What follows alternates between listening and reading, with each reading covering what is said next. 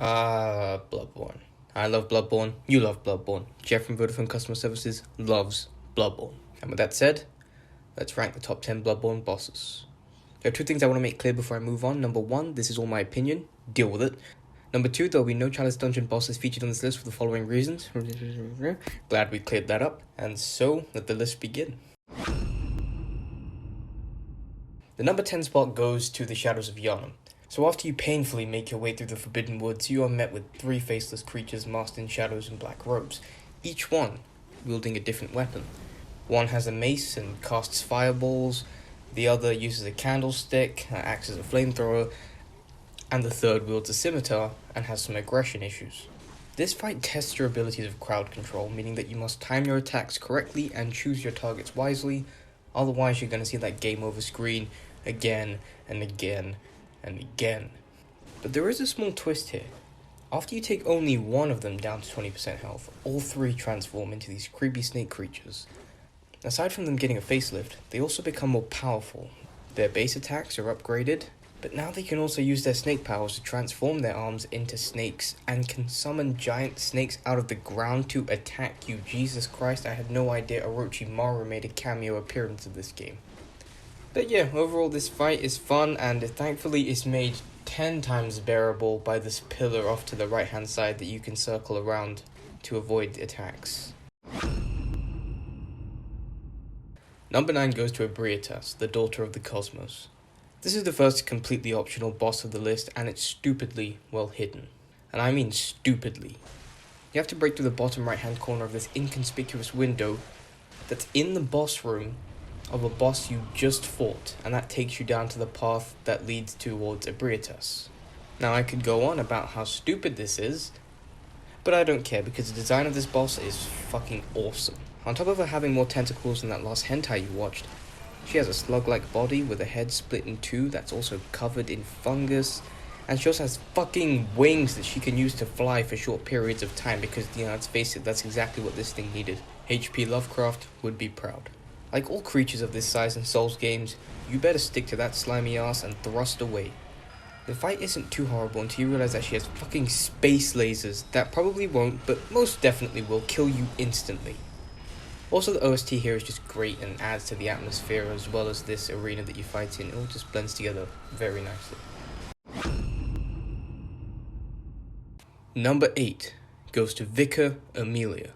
So you sprint through Cathedral Ward and run into the Grand Cathedral like a good Texan on a Sunday morning.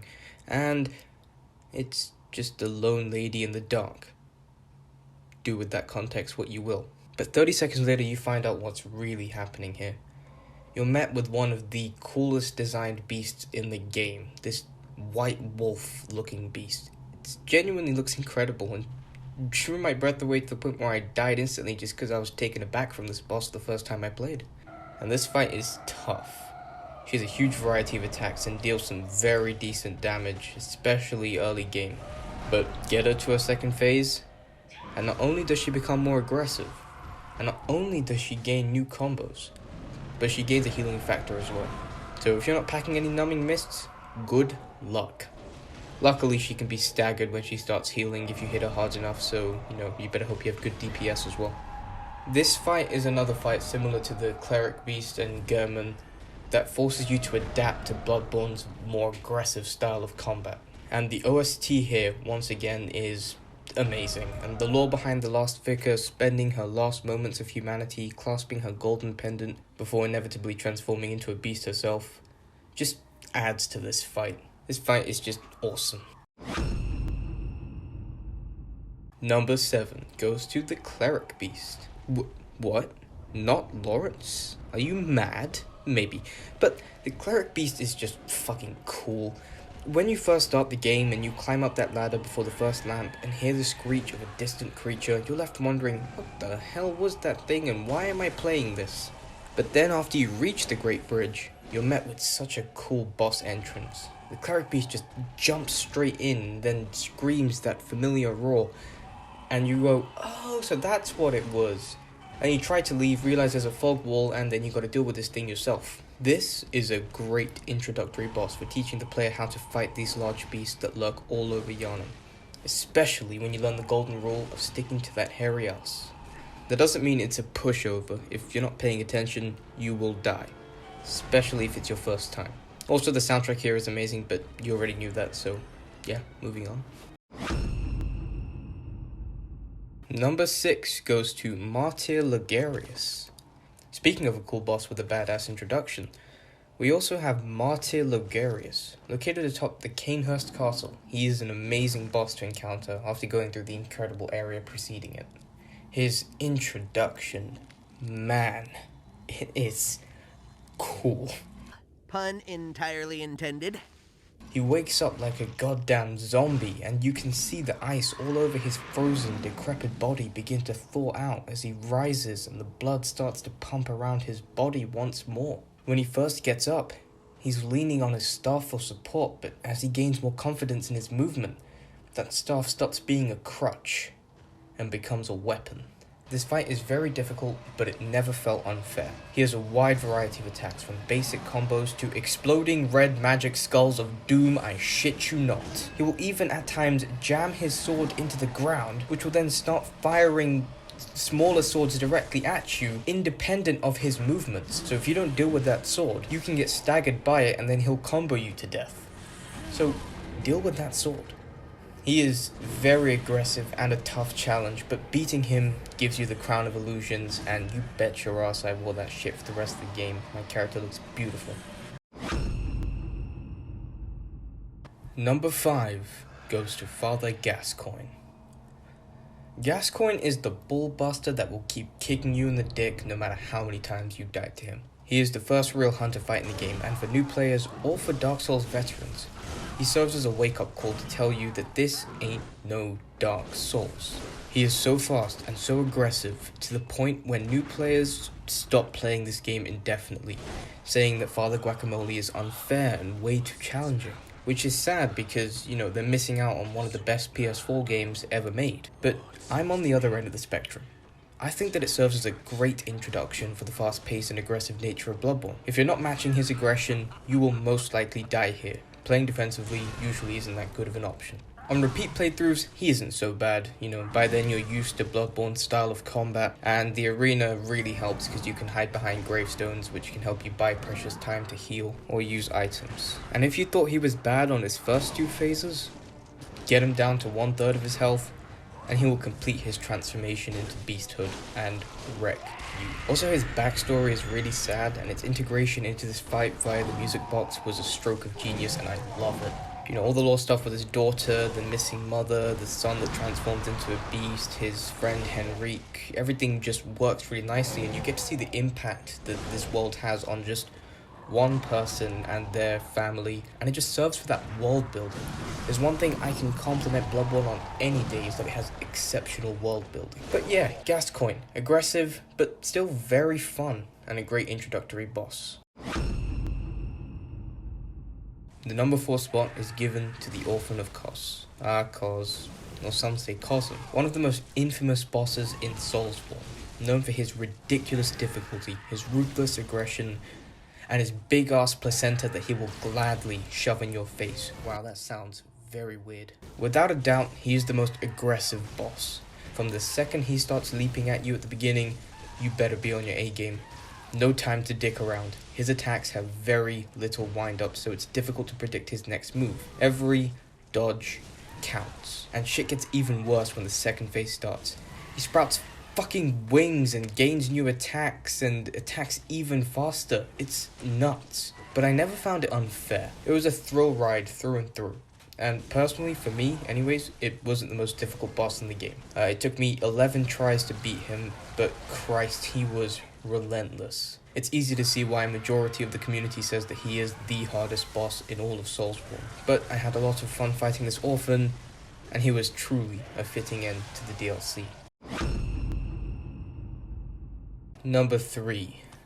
Ludwig the Accused / Ludwig the Holy Blade. Holy shit, this isn't in first place? You some fucking heathen? Yeah, well, me and this boss have some, personal history. This, for me, was the hardest boss in the game, and caused some minor rage. But, god damn, this boss is fucking cool. The opening, oh my god, the opening is just fucking great.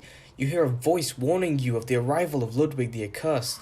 Then this grotesque amalgamation of a horse and a beast emerges, and the fight begins. He is ridiculously aggressive, and you need to time your dodges perfectly, because this thing hits like a truck. You can't even stick to his ass for the fight because he has this very annoying back kick that puts an end to that plan. But if you manage to get him down to 50% health, you get the coolest cutscene in the whole damn game. As this accursed beast is beaten down, his eyes move towards the Moonlight Greatsword, and as he holds it, he regains some of his humanity for the rest of this fight. And you now fight Ludwig, the Holy Blade. So now his moveset has completely changed. It's more centered around the Moonlight Greatsword. You have to dodge projectiles that emerge from the sword itself. He still deals a lot of damage and has a lot of AoE attacks now that can insta-kill you. And this OST, this fucking boss theme, is my favorite track in Soulsborne, period.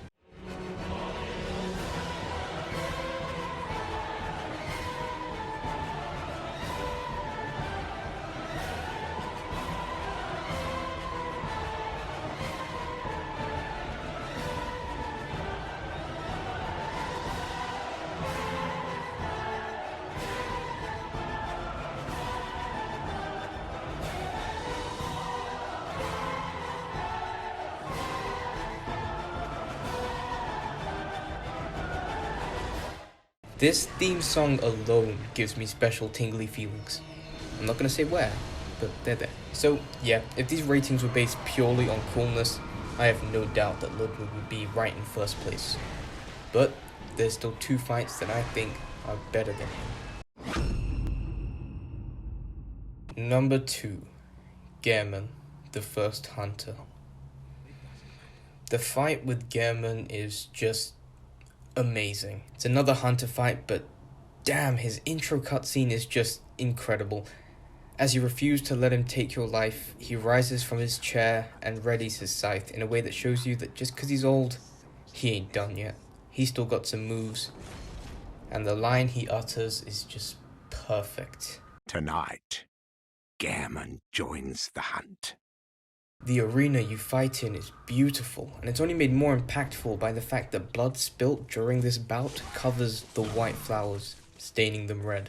The OST is so emotional and sad.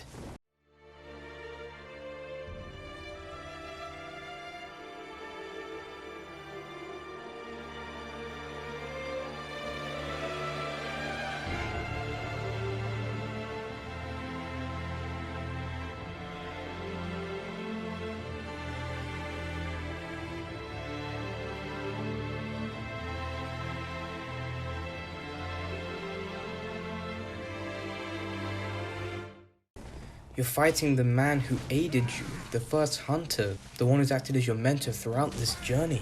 It's such a bittersweet fight. The track is perfectly reflective of this final encounter. There is no glory in this fight. There is no triumph. You're not extinguishing a great threat to save the citizens of Yharnam. It's a fight between two victims of circumstance who are willing to fight each other to the death in order to save each other. It's so tragic and yet beautifully poetic at the same time. The fight itself is so well balanced. You do feel like you're fighting an elite hunter. Someone who has all this experience. And the fact that he's fighting this well with a peg leg shows a lot about him and his character.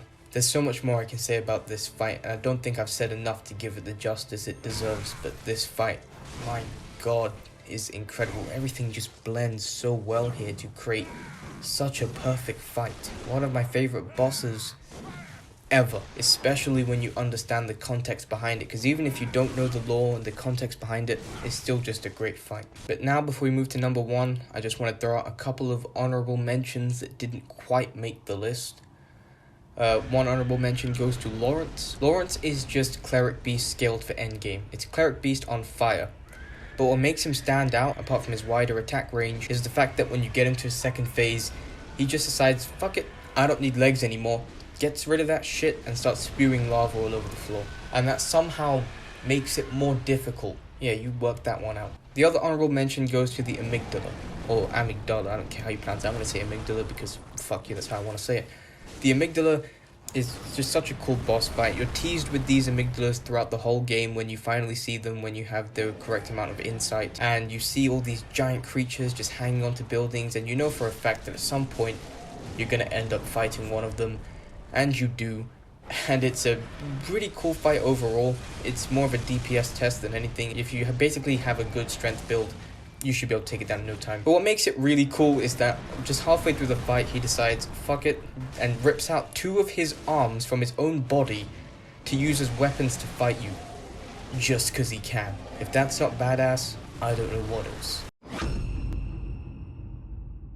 But finally, the number 1 spot.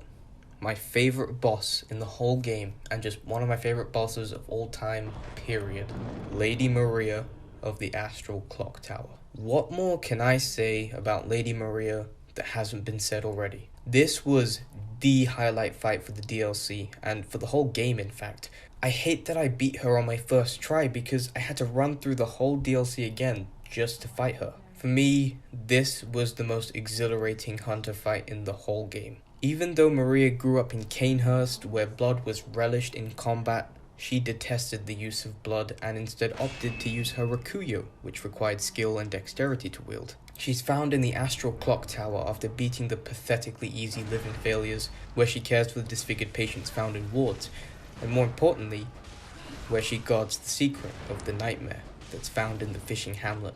Before the fight starts, you get this amazing introductory cutscene. When the fight kicks off, it's just pure hunter versus hunter, with that amazing fast-paced aggressive combat that knock off a third of her health, and Maria realizes the gravity of this situation. She's facing an enemy that has the potential to defeat her, so she has no choice but to start using that blood combat that she detested so much. Seeing Maria, this very dominant and authoritative figure, being pushed to this breaking point such that she must force herself to use forms of combat that she swore off just to protect this secret really adds to the fight and to her character. She even has a third phase that incorporates fire attacks to her new blood attacks, making them even more dangerous. According to the lore, she was a student of Gammon, and a beloved one at that, to the point where Gammon modeled the doll after her. So if there's one thing to take away from this, it's that Gammon's a horny old toad. But yeah, overall, Lady Maria of the Astral Clock Tower takes the position as my favorite boss in Bloodborne. It's just such a badass fight that's filled with character and context. The arena you fight in is just incredible, and it's easy to see why Maria